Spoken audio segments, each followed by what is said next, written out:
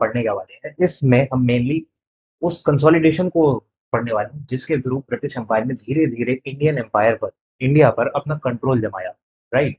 So we are going to understand that. So without any further ado, let's start. So इस journey में हम समझेंगे कि how British consolidated their control in India before India finally became independent in 1947।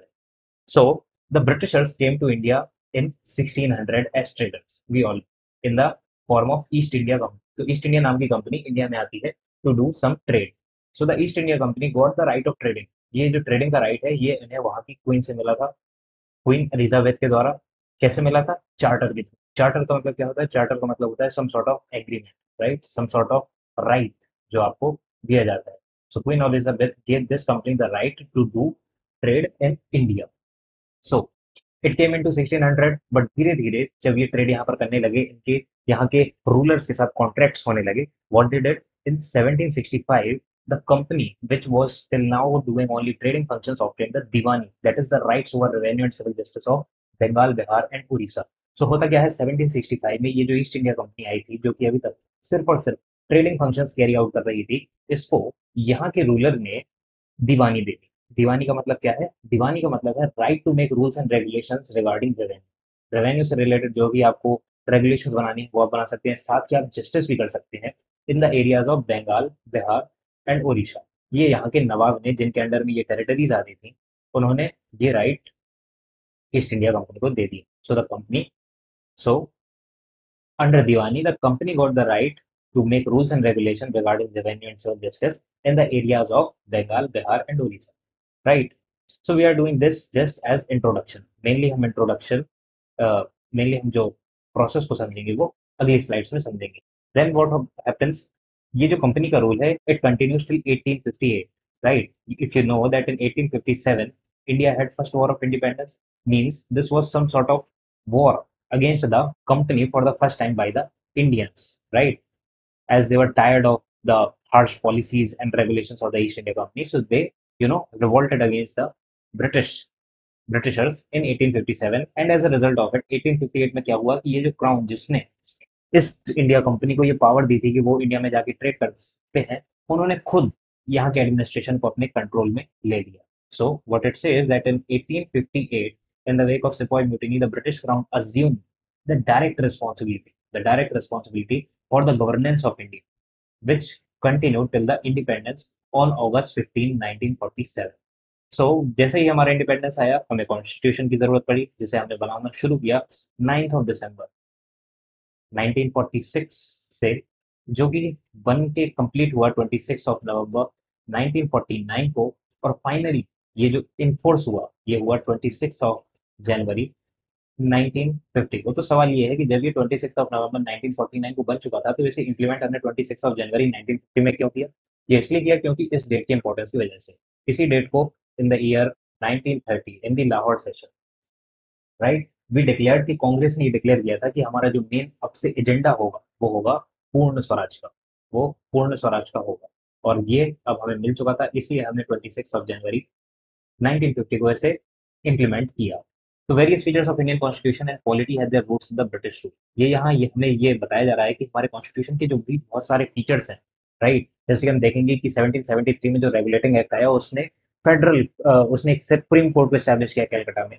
सो हमारा जो आज का supreme court है उसको ओरिजिन कहाँ से मिला? 1773 के एक्ट से। उसी की तरह हम देखेंगे बहुत सारी बॉडीज जैसे कि reserve bank of India, union public service commission, जिसके एग्जाम के लिए आप तैयारी कर रहे हैं, उसकी भी एस्टेब्लिशमेंट जो हुई है वो ब्रिटिश रूल के दौरान ही हुई है। इसलिए हमें इन रूल्स एंड रेगुलेशन को पढ़ना जरूरी हो जाता है। तो अब तक हमने क्या समझा? अब तक कि हम यदि टाइमलाइन को समझना चाहें तो ये है कि 1600 में ईस्ट इंडिया कंपनी इंडिया में आती है, और बाई 1765 इन्हें यहाँ पर काफी अच्छा कंट्रोल मिल जाता है, राइट। इनके यहाँ के रूलर्स के साथ एग्रीमेंट हो जाते हैं, और उसी की वजह से यहाँ के नवाब जो है इन्हें दीवानी दे देते हैं, राइट। मीन्स दीवानी means the right to control revenue and civil justice matters of Bengal, Bihar and Orissa. 1765 के बाद क्या होता है? ये कंट्रोल चलता है 1857, राइट। 1857 में होता है फर्स्ट वॉर ऑफ इंडिपेंडेंस, जैसे कि आप सिपॉय म्यूटिनी भी बोलते हैं। और उसके चलते 1858 में जो क्राउन था, राइट, जिसने इस ईस्ट इंडिया कंपनी को ये पावर दी थी, राइट, जो चार्टर दिया था कि वो यहाँ पर ट्रेड कर सकते हैं, उसने यहाँ का एडमिनिस्ट्रेशन अपने हाथ में ले लिया। आइए अब चलते हैं उन एक्ट्स की तरफ जिसने इनके कंट्रोल को इंडिया में कंसोलिडेट किया। रेगुलेटिंग एक्ट ऑफ 1773 ये इस ईयर में आता है। क्यों आता है, इसकी एसेंस को भी हम समझते हैं। तो 1765 में कंपनी को दीवानी मिल गई, यानी कि the right to control revenue and civil justice, the right to regulate revenue and civil justice matters of India. तो इन मैटर्स को कंट्रोल करने के लिए उन्हें किस चीज की जरूरत पड़ेगी, they will need some sort of rules and regulation. तो ये सारी चीजें कौन देख रहा था, ये सारी चीजें देख रहा था क्राउन, राइट, या फिर जिसे आप बोल सकते हो ब्रिटिश पार्लियामेंट, जो कि इंग्लैंड में बेस्ड है, जिसने ईस्ट इंडिया कंपनी को राइट दिया हुआ है through the charter to do trade in India, right. ये सारी चीजें वो देख रहे थे। तो उन्हें पता चल रहा था कि कंपनी की जो स्ट्रेंथ है इंडिया में वो इम्प्रूव हो रही है। So to impose their control over company, they passed this regulating act of 1773. This is why it is important.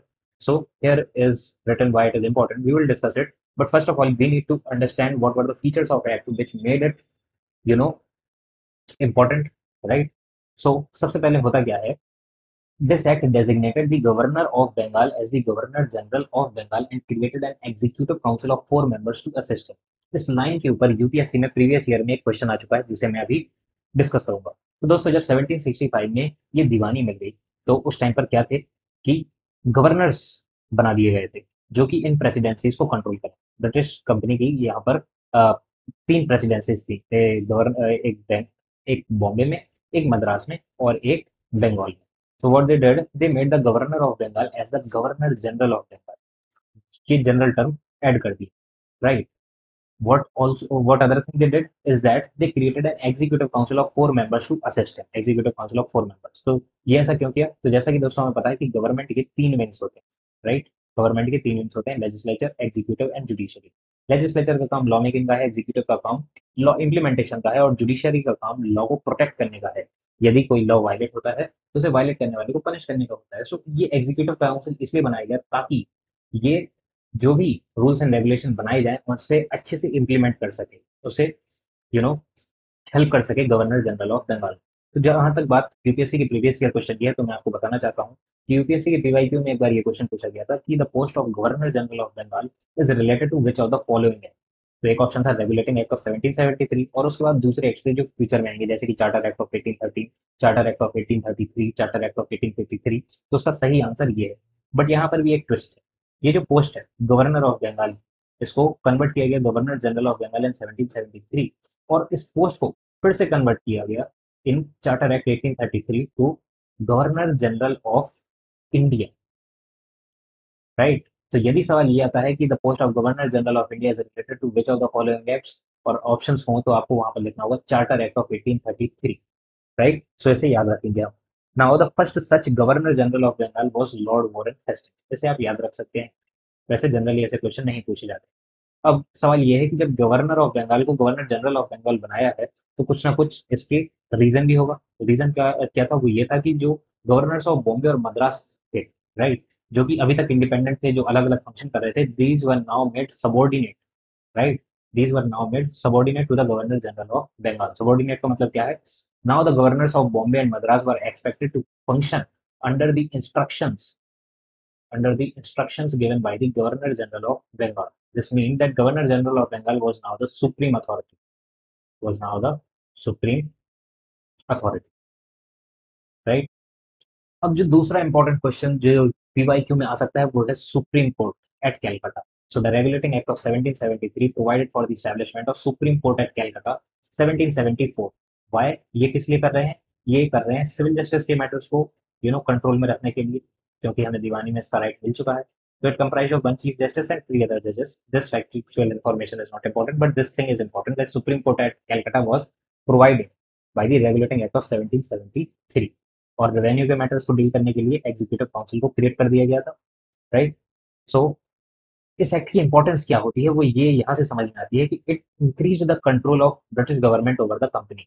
British government देख रही थी कि जिस कंपनी को हमने 1600 में भेजा था ट्रेडिंग के लिए, अब उसको इंडिया में काफी सारे कंट्रोल मिल रहे हैं, उसे दीवानी मिल रही है, उसे सिविल मैटर्स में इंटरफेयर करने की पावर मिल रही है। तो इसने क्या किया कि इस कंपनी में जो एक बॉडी थी, court of directors, her company में डायरेक्टर्स होते हैं जो उस कंपनी को रन करते हैं। तो वैसे ही इस कंपनी के जो कोर्ट ऑफ डायरेक्टर्स थे, यानी कि गवर्निंग बॉडी जो थी इस कंपनी की, इसके ऊपर एक ऑब्लिगेशन लगा दी कि जो भी मैटर्स होंगे रेवेन्यू के, सिविल के, मिलिट्री के, वो उसे ब्रिटिश गवर्नमेंट को बताने पड़ेंगे इंग्लैंड। सो इससे क्या हो गया, कि company was now subjected to communicate whatever is happening in India to the parliament of British in Britain in England. तो जो भी कुछ हो रहा है वो उसे वहां पर जाके बताना पड़ेगा, रिपोर्ट करना पड़ेगा. So this is why this act was important. क्यों? This act was the first step taken by the British government to control and regulate the affairs of East India company in India. तो British government knew that the powers of the east India company are increasing in India. So it was the first step taken by the British government to control it, right? The act recognized for the first time the political and administrative functions of the company. ठीक है.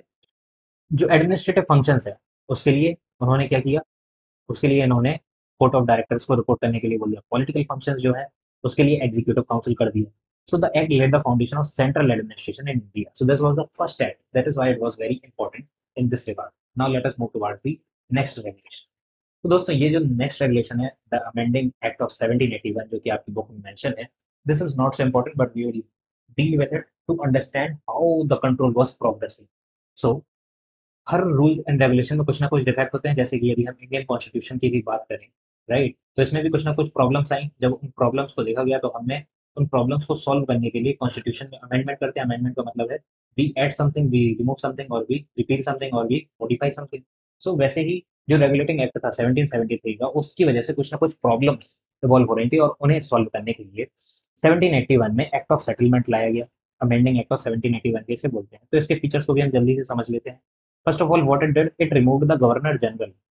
It removed the Governor General and the Council, means the Executive Council which was established to assist him, and the servants of the company from the jurisdiction of the Supreme for the acts done by them in their official capacity. क्यों किया ऐसा? ऐसा इन्होंने इसलिए किया क्योंकि जब इन्होंने सुप्रीम कोर्ट बनाया तो लोगों ने इन गवर्नर जनरल और उनके काउंसिल और कंपनी के जो सर्वेंट्स हैं, इनका मेन मोटिव इंडिया में क्या था? प्रॉफिट का. They were came to make profit, they were came they came to India to drain wealth, right. तो ये सब करने के लिए उन्हें बहुत सारे लोगों से बहुत सारे ऐसे काम करवाने पड़ते थे जिससे उनके राइट्स वायलेट होते थे, तो वो सुप्रीम कोर्ट जाएंगे, राइट. और इससे इनके ऊपर प्रॉब्लम्स आएंगी, ये अपने गोल को परसू नहीं कर पाएंगे. तो इसलिए इन्होंने क्या किया कि जो गवर्नर जनरल हैं, जो कंपनी के सर्वेंट्स हैं, उन्हें सुप्रीम कोर्ट की जुरिस्डिक्शन से हटा दिया. यानी कि supreme court based in Calcutta can not take decision related on matters related to these peoples, right. साथ ही इन्होंने क्या किया, it also excluded the revenue matters and matters of collection of revenue from the jurisdiction of the supreme court. This is again the same reason why they remove supreme court, because they believe that Supreme Court would have jurisdiction over all the inhabitants of Calcutta. तो कैलकाटा में जो भी लोग हैं उनके ऊपर supreme court का jurisdiction है. और इन्होंने इस एक्ट की जो दूसरी ये चीज थी वो ये भी थी, बहुत सारी प्रॉब्लम्स आ रही थी क्योंकि जो इंग्लिश थे, इंग्लिश पीपल्स, ये तो अपना इंग्लिश कॉमन लॉ चला रहे थे. बट इंडिया में ऐसा नहीं था. क्यों? क्योंकि इंडिया में जो पॉपुलेशन थी वो हिंदू भी थी और मुस्लिम्स भी थी, और दोनों के ही लॉज अलग अलग हैं. हम आज भी हिंदूज के लिए अलग लॉ को रखते हैं और मुस्लिम्स के लिए अलग लॉ को रखते हैं. जैसे कि बात हो रही है यूनिफॉर्म सिविल कोड की, but still we are following different laws for these different religions. So it mandated that Hindus will be tried according to the Hindu law and Muslims were be tried according to the Mohammedan law. So ये दो और provision है जो कि बहुत ज्यादा important नहीं है. It laid down that the appeals from provincial courts could be taken to the governor general in council and not to the supreme court. Again क्या किया, गवर्नर जनरल की जो पावर्स हैं उसको इंप्रूव कर दिया और सुप्रीम कोर्ट की जो पावर है उसे डाइल्यूट कर दिया. It improve governor general in council to frame regulation for the provincial courts and council. So इस एक्ट में बेसिकली किया क्या गया, इस एक्ट में बेसिकली जो सुप्रीम कोर्ट स्टैब्लिश किया था रेगुलेटिंग एक्ट ऑफ 1773 में, उसकी पावर्स को डाइल्यूट किया गया. साथ ही जो गवर्नर जनरल की पोस्ट को क्रिएट किया गया था 1773 के एक्ट में, इसकी पावर्स को इंक्रीज किया गया है. This is what they did. क्यों किया है? This is mainly to pursue their motives, right. They never had any motive to ensure justice in society, to make equality in society. This was just because of their personal reasons. फिर आ जाता है Pitt's India act of 1784. याद कर चलेंगे 1773 में आता है रेगुलेटिंग एक्ट, उससे जुड़े जो भी डिफेक्ट्स होते हैं उसको सॉल्व करने के लिए 1781 में आता है एक्ट ऑफ सेटलमेंट, और फिर आता है पिट्स इंडिया एक्ट ऑफ 1784. तो आइए इसके फीचर्स को समझते हैं. अब कंपनी के अफेयर्स जो है इंडिया में वो बढ़ रहे थे. तो first of all this act distinguish between the commercial and political functions of the company. तो दोस्तों जैसा कि हमें पता है कि कोर्ट ऑफ डायरेक्टर्स को ये रिस्पॉन्सिबिलिटी दी गई थी कि जो भी रेवेन्यू के मैटर्स होंगे, जो भी मिलिट्री के मैटर्स होंगे, गवर्नमेंट के मैटर्स होंगे, वो कंपनी को रिपोर्ट करने पड़ेंगे किसे? ब्रिटिश की पार्लियामेंट. तो अब क्या करेंगे? अब ये जो भी मैटर्स हैं इसको डिवाइड कर दिया जाएगा. Now the court of directors as per this act will have to deal only with commercial affairs. मतलब जो भी रेवेन्यू से रिलेटेड अफेयर्स हैं, जो भी ट्रेड से रिलेटेड अफेयर्स हैं, रेवेन्यू भी नहीं बल्कि सिर्फ ट्रेड से रिलेटेड अफेयर्स हैं, वो कोर्ट ऑफ डायरेक्टर मैनेज करेगा। अब रही बात मिलिट्री की, राइट, रही बात गवर्नमेंट की, और रही बात जस्टिस की, तो इन मैटर्स को कंट्रोल करने के लिए एक नई बॉडी को बना दिया, जैसे बोला गया board of control. Board of control. तो आप ये बात याद रखेंगे, 1784 के एक्ट में मेनली जो दो फीचर थे वो थी establishment of board of control. If UPSC ask you question regarding this, when was bored of control created, so it was created in Pitt's India Act of 1784. So it allowed the court of directors to manage the commercial affairs, but created a new body called the board of control to manage the political affairs. Thus it established a system of double government, right? तीसरा feature क्या है? It empowered the board of control to supervise and direct all operations of the civil and military government और revenues of the British possessions। ठीक है, तो जो भी rules and regulation से जुड़े मुद्दे थे, राइट, जो भी रूल्स एंड रेगुलेशन से जुड़े बातें थे, उसको कंट्रोल करने के लिए एक नई बॉडी बना दी, बोर्ड ऑफ कंट्रोल। अब इससे, अब इस बॉडी को ब्रिटिश पार्लियामेंट ने क्यों बनाया है? इसलिए बनाया है क्योंकि वो समझ रहे थे कि ईस्ट इंडिया कंपनी की पावर इंडिया में बढ़ रही है और उसे इसे कंट्रोल करना पड़ेगा, वरना ईस्ट इंडिया कंपनी का कंट्रोल इंडिया में बहुत ज्यादा बढ़ जाएगा। अब दोस्तों आप यहाँ पर देखिए, it empowered the board of control to supervise and direct all operations of the civil and military government और revenues of the British possessions में। मतलब जिस जिस पर जो जो प्रॉपर्टी ब्रिटिश की है, उस पर बोर्ड ऑफ कंट्रोल का कंट्रोल हो। तो इसका मतलब क्या है कि ब्रिटिश पोसेशंस, ये क्लेम कर दिया कि जो भी यहाँ पर है हमारा, वो ब्रिटिश पोसेशन में आता है, यानी कि वो ब्रिटिश पार्लियामेंट के कंट्रोल में भी आता है। तो द कंपनीज टेरिटरीज, कंपनी की जो भी प्रॉपर्टी थी इंडिया में, these were called for the first time as British possession in India. The British government was given the supreme control over companies' affairs and its administration in India. So, what happened in 1773 Regulating Act, right? British Parliament established some sort of structures. इन्होंने governor general की post को बना दिया ताकि ये अपने एक representative को इंडिया में रख सकें इन चीज़ों को कंट्रोल करने के लिए, राइट। 1781 में इन्होंने गवर्नर जनरल की पोस्ट को पावरफुल बना दिया, जो रही सही जो कसर थी, राइट। और फाइनली 1784 में जो ये एक्ट है, इसमें जो ब्रिटिश पार्लियामेंट है, इसका जो इसके कंट्रोल को इंक्रीज कर दिया, राइट। ईस्ट इंडिया कंपनी के ऊपर जो इनका जो कंट्रोल है, जो इन्हें चार्टर दिया था, राइट दिया था वो कि वो इंडिया में ट्रेड कर सके, उस कंट्रोल को इंक्रीज कर दिया। ऐसे जो भी इनकी टेरिटरी थी उसे ब्रिटिश पोसेशन बोला गया। साथ ही the British government was given supreme control over company's affairs and its administration. अब सवाल ये है कि ये कंपनी रिटेलिएट क्यों नहीं करेगी? क्यों? क्योंकि British administration, British government is very very strong. It has colonies in other parts of the world, it has military. So company को जो भी गवर्नमेंट बोल रही है वो उसे कहीं ना कहीं एक्सेप्ट करना ही पड़ेगा। फिर आ जाता है act of 1786। Again it is some sort of settlement, not so important, but we will read it. तो 1786 में क्या हुआ? लॉर्ड कॉर्नवालिस, इनको गवर्नमेंट ने प्रपोज किया कि आप हमारे रिप्रेजेंटेटिव बन के जाइए, और गवर्नर जनरल ऑफ बंगाल बनी, राइट। क्योंकि ब्रिटिश पार्लियामेंट को अपना कंट्रोल भी इंप्रूव करना था, right, with respect to East India Company. So they wanted Lord Cornwallis to go and become Governor General of Bengal. But Governor Lord Cornwallis ने इस post को एक्सेप्ट करने के पहले दो डिमांड्स रखी। पहली डिमांड क्या है? He should be given power to override the decision of his council in special cases। मतलब काउंसिल जो भी डिसीजन दे रही है, जो भी एडवाइस दे रही है, उसको ना मान के अपनी डिसीजन को फॉलो करने की पावर चाहिए।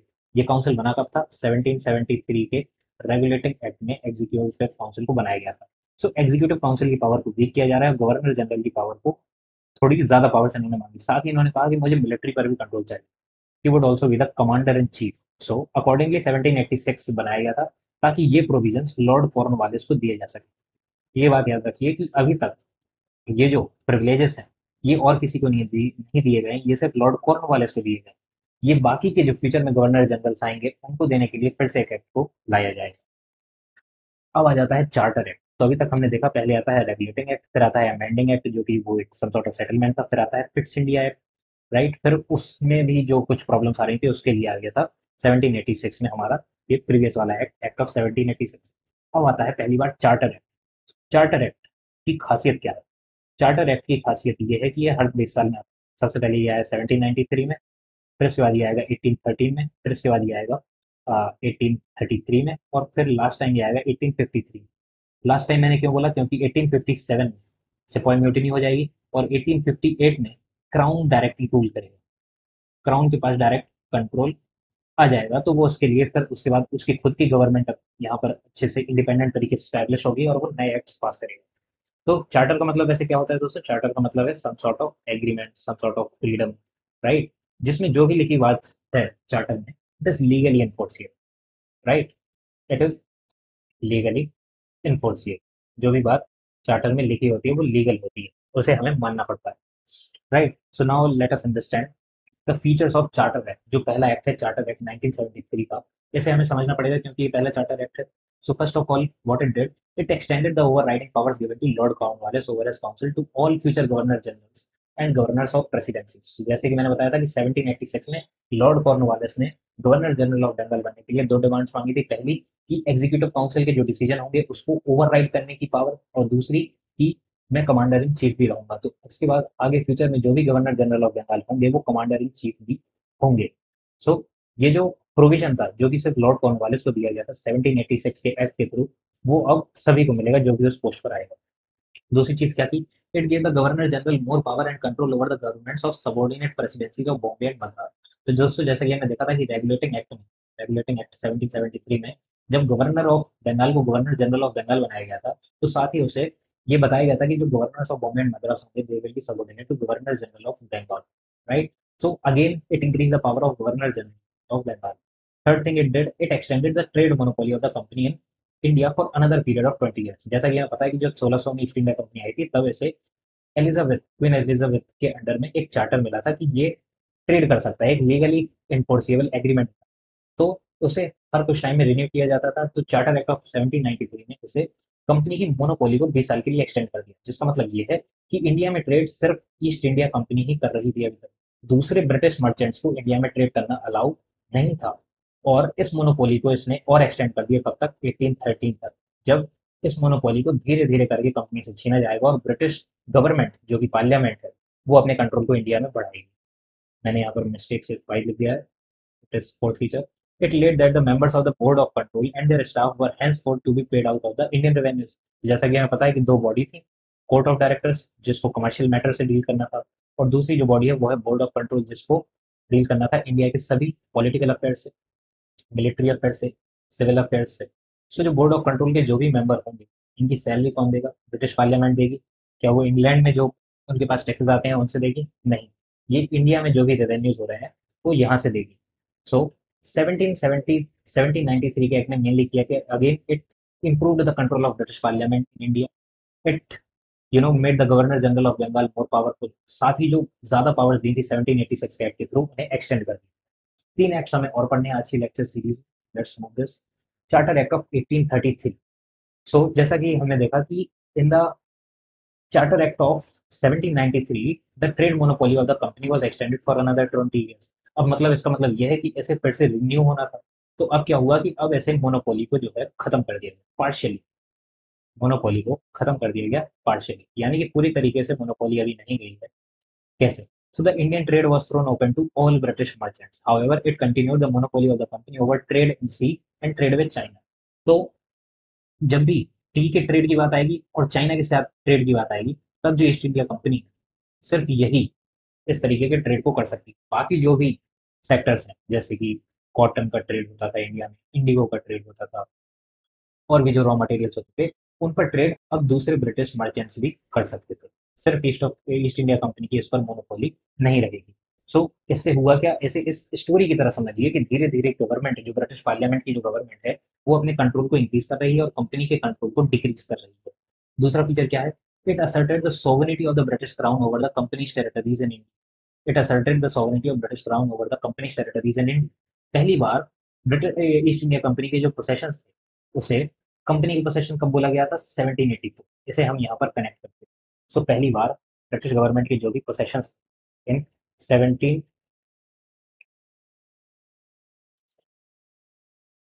तो इन 1784 in the Pitt's India act, in the Pitt's India Act, for the first time, the East India's company's territories in India were called as the British possessions. ठीक है, वही फीचर यहाँ से कनेक्ट हो रहा है। यहाँ से क्या कहा, it asserted the sovereignty of the British crown over the companies territories in India. इस बात को उन्होंने फिर से कहा इन दी 1813 act that the companies territories in India, you know British crown has control over them. यदि कंपनी को हटा दिया जाए तो कंपनी की जो भी टेरिटरीज हैं वो उस पर कंट्रोल ब्रिटिश क्राउन का होगा, यानी कि ब्रिटिश पार्लियामेंट का होगा। सो अगली चीज जो उन्होंने की, अब ये लॉन्ग लॉन्ग टर्म के बारे में सोच रहे थे, राइट। पहले इन्होंने थोड़ा सा कंट्रोल लिया, now they were thinking of long term. So what they were doing, first of all it allowed Christian missionaries to come to India for the purpose of enlightening the people. कहने को ये होता है कि Christian missionaries को इसलिए allow किया ताकि वो लोगों को एनलाइटन कर सकें, बस इसका रियल रीजन ये है ताकि वो कल्चरली कल्चरली भी अपने कंट्रोल को इम्पोज कर सके।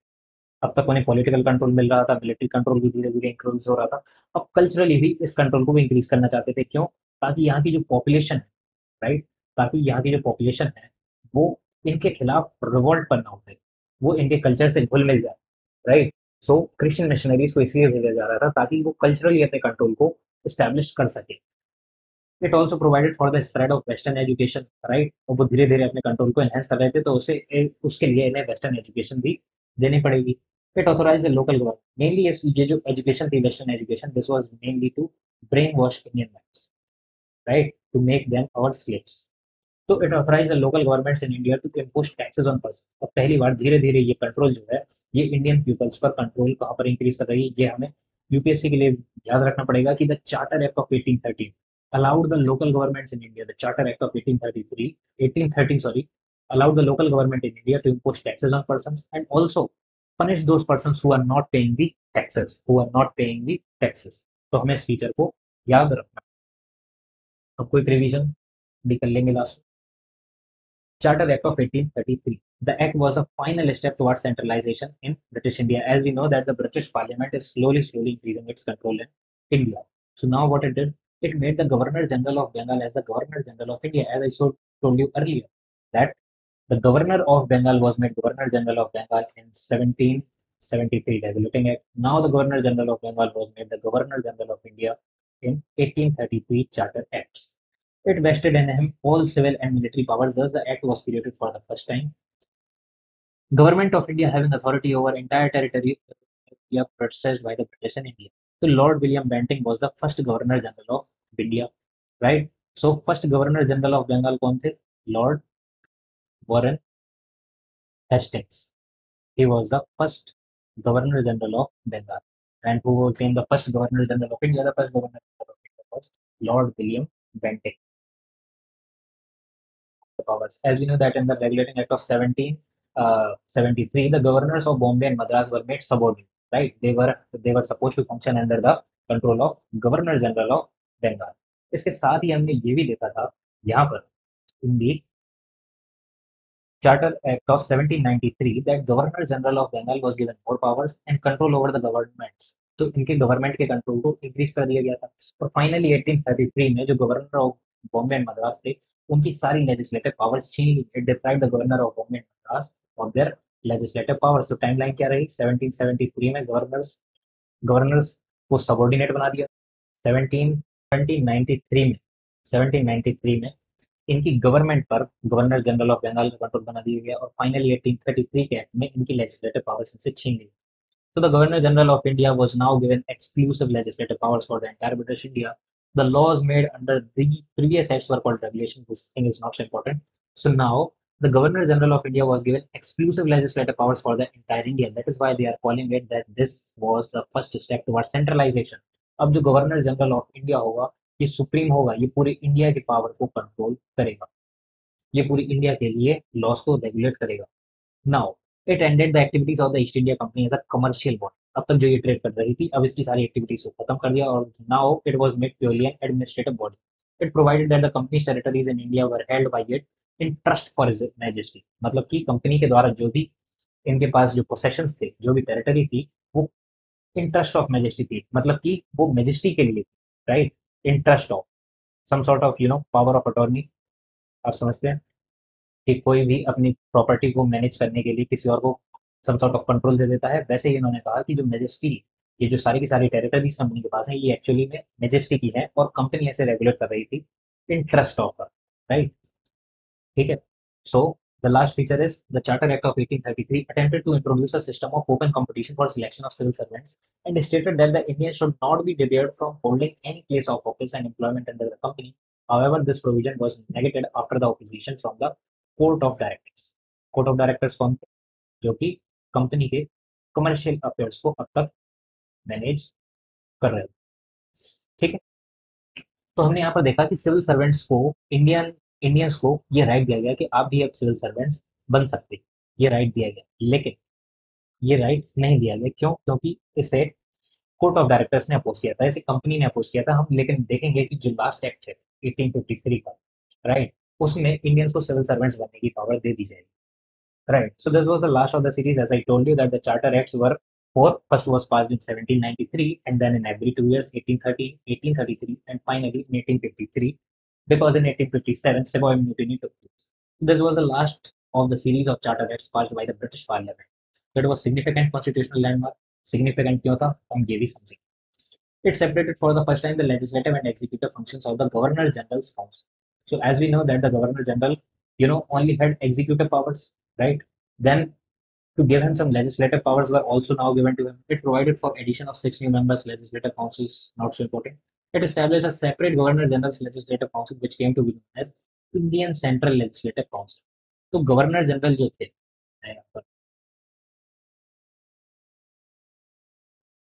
तो जो गवर्नर जनरल ऑफ इंडिया थे, इनको एक एग्जीक्यूटिव काउंसिल तो हमें पहले ही मिल चुका था 1773 में।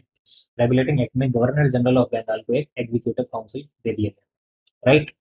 फाइनली इन 1853 इन्हें एक लेजिस्लेटिव काउंसिल भी दे दिया, क्योंकि अब इंडिया का कंट्रोल इनके पास है। तो अब क्या करना पड़ेगा, लॉ मेकिंग भी करनी पड़ेगी, और काम भी बहुत सारा होगा, तो वो ब्रिटिश पार्लियामेंट अकेले नहीं कर पाएगी, इसलिए अब इंडिया के लिए एक्ट बनाने की पावर भी इन्हें दे दी गई। तो इसे बोला गया इंडियन सेंट्रल लेजिस्लेटिव काउंसिल। इसीलिए हम देखेंगे कि 1858 के बाद जो भी एक्ट्स आए, इस तरह के चार्टर एक्ट या फिर जिसे भी आप कहें, उन्हें इंडियन काउंसिल एक्ट बोला गया, right? So this body was established, which was responsible for making rules and regulations. So the governor के लिए जो गवर्नर जनरल थे, अब एग्जीक्यूटिव काउंसिल अलग होगा, लेजिस्लेटिव काउंसिल अलग होगा। लेजिस्लेटिव काउंसिल लॉ बनाएगा, एग्जीक्यूटिव काउंसिल उसे इंप्लीमेंट करेगा, right. I hope it is clear. The legislative of the council function as the mini parliament. Mini parliament मतलब क्या है? मेन पार्लियामेंट ब्रिटिश का है इंग्लैंड में, और इंडिया के लिए एक मिनी पार्लियामेंट स्टैब्लिश कर दिया, जो कि सिर्फ इंडिया के लिए लॉ बनाएगा, अडॉप्टिंग द सेम प्रोसीजर। जिस प्रोसीजर से ब्रिटिश पार्लियामेंट में लॉ बनते हैं, उसी प्रोसीजर से इंडिया में भी अब लॉ बनेगा।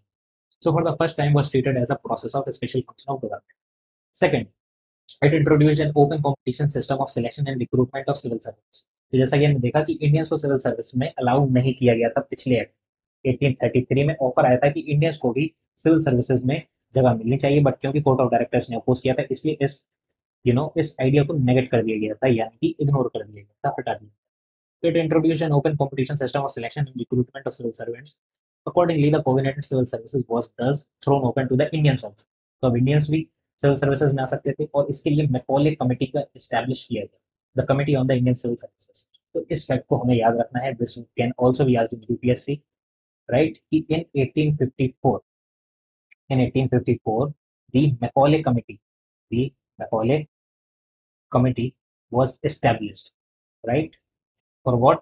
To conduct this process so that Indians can also become part of the civil services. और अब ओपन कंपटीशन होगा, इंग्लिश भी उसमें पार्टिसिपेट करेंगे, इंडियंस भी पार्टिसिपेट करेंगे। हम बाद में देखेंगे कि ये जो इंडियंस है, इन्हें सिर्फ कुछ पोस्ट ही अलाउ थी, जो हायर पोस्ट थी वो अभी भी इंग्लिश पीपल्स के लिए रिजर्व थी।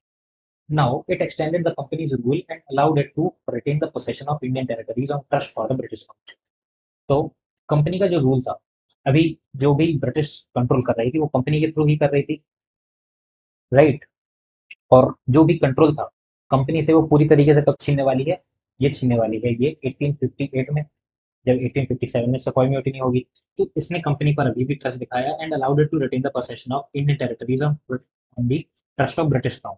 यानी कि ये जो टेरिटरीज है, ये ब्रिटिश क्राउन की ही है, बट कंपनी उसे रेगुलेट करेगी इन इट्स ट्रस्ट।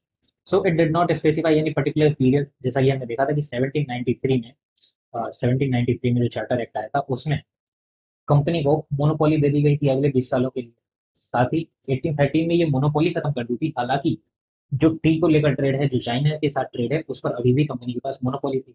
लेकिन इस बार इन्होंने कोई भी टाइम पीरियड नहीं एस्टेब्लिश किया। टाइम पीरियड एस्टेब्लिश नहीं किया, इसका मतलब ये है कि ब्रिटिश पार्लियामेंट जब चाहे तब ईस्ट इंडिया कंपनी से ये अधिकार ले सकती है कि वो इंडिया में ट्रेड कर सकती है। So it introduced for the first time local representation in the Indian Central Legislative Council. तो इंडियन सेंट्रल लेजिस्लेटिव काउंसिल कब बनता है? It was established in charter act of 1853। अब दूसरा, थोड़ा सा ऐसे, अब आप इस फीचर से भी समझिए कि सिपॉय म्यूटिनी कब हुई? 1857 में। अब जो ये हुई, ये जो रिवॉल्ट हुआ, ये एकदम से अचानक से तो नहीं होगा। धीरे धीरे इसकी पृष्ठभूमि तैयार हो रही होगी, धीरे धीरे छोटे छोटे माइनर रिवॉल्यूशंस हो रहे होंगे, डिस्प्यूट्स हो रहे होंगे, लोग कहीं न कहीं थोड़ा बहुत प्रोटेस्ट कर रहे होंगे, तो ब्रिटिश पार्लियामेंट को भी ये बात समझ में आ रही थी। इसलिए उन्होंने लेजिस्लेटिव विंग अलग से इंडिया में एस्टेब्लिश की, जो कि सिर्फ़ इंडिया के लिए लॉ बनाए और साथ ही लोगों को थोड़ा-सा पीस करने के लिए, राइट? थोड़ा-सा कंट्रोल करने के लिए उन्होंने ये भी कहा कि इंडियन सेंट्रल लेजिस्लेटिव काउंसिल में कुछ मेंबर लोकल रिप्रेजेंटेशन के भी होंगे, यानी कि इंडिया के होंगे।